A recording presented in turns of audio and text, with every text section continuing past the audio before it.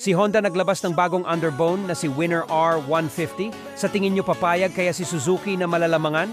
Oo, ang lakas ng humor ngayon na ilalabas nila ang kanilang alas na si Smash 150R para muling dominahin ang market ng Pinas. Ito si Suzuki Smash 150R 4-stroke 4-valve DOHC.